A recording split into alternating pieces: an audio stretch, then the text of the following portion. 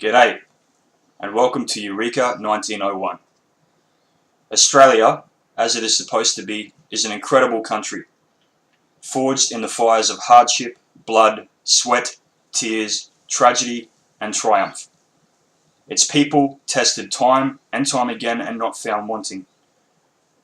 We were one of the fairest, freest, and kindest representative democracies to the everyday citizen on the planet. There is a reason that for well over a century, people the world over, especially within the developed world, clamoured, and still do on occasion, to move here. Once we had everyday people, larger than life, whose names rode the tongue of every Australian. Be it our explorers, our Anzacs, our inventors, our intellectuals, or simply the battlers who were and still are our lifeblood. Our Constitution was one of the fairest founding documents in the civilised world, mostly free of the hangovers from the feudalism still gripping the old world. Within it, embodying the well-being of the people it was designed to serve, us. Individual liberty, meritocracy, a fair go, a classless society. Yet today, our founding document is all but ignored, and was withdrawn from our curriculum in 1976. Why would that be, I wonder?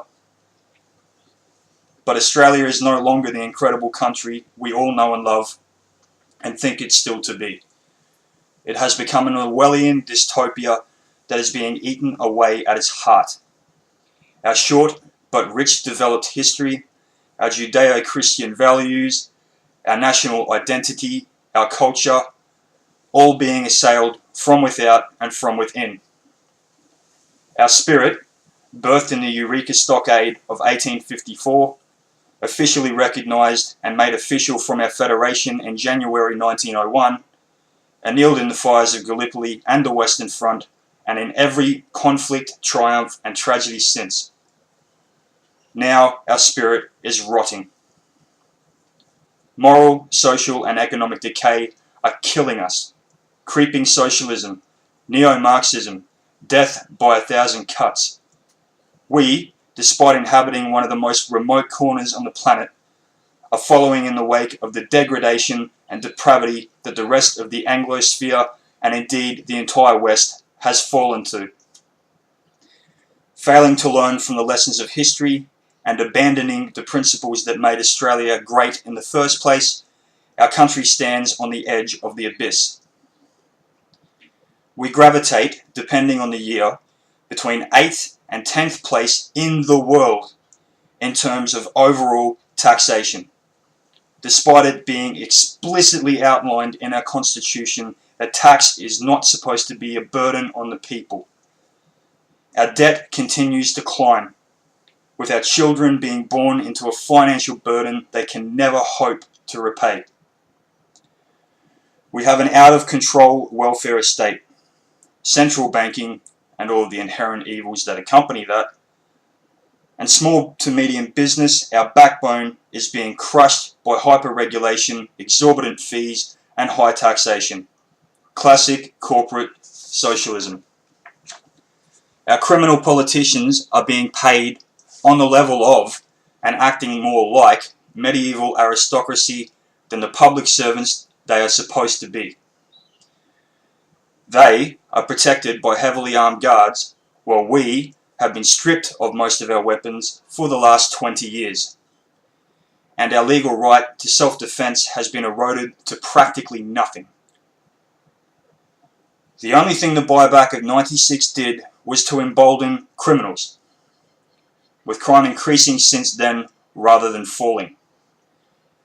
And while our beloved politicians are living the high life, the average Australian struggles to pay their electricity bills, car registration, or even to avoid living week to week due to the constant rising costs of living. Unemployment, outside of the ridiculous revised government definition of what it is to be employed, is high, and job opportunities very low, forcing more and more Australians below the poverty line and onto welfare when they can get it. A large slice of our land is owned by other nations, and too much of our industry and infrastructure is leased to or controlled by foreign interests and multinationals. At ground level, our academia and social interactions have come to be dominated by the feral left, generally speaking, and identity politics, aka the postmodern version of Marxism, specifically, with divisive and devastating consequences. Whether speaking of the disruptive, violent, and classically Marxist modus operandi of the Australian Antifa movement, the radical gender theory and sexualization of children under the Safe Schools program, the rabid feminazi movement that utterly forbids any form of scrutiny or dissent, the bullying tactics of the gay lobby, or the overt re-emergence of the communist movement closely tied to Antifa, the picture is disturbing to say the least. On top of all of this, throwing in an ideology that is completely at odds with our own culture, values, and tradition, and the importing of mass members of said ideology, being Islam, without allowing sufficient time or keeping Muslim immigration to reasonable numbers to allow integration, is a recipe for disaster. The Islamophilic alliance of leftists and Islam, culminating in actual blasphemy laws in a country based on Judeo-Christian values, is concerning as well. Not to mention the sheer amount of crime that has been imported along with it. Then we have the elephant in the room. The rise of the radical blacktivists and their cronies who continue to reopen and perpetuate old wounds, real, embellished, or imagined, on their fellow Australians, purely because, in this postmodernist dystopia that we have become, the only currency worth anything is victimhood status.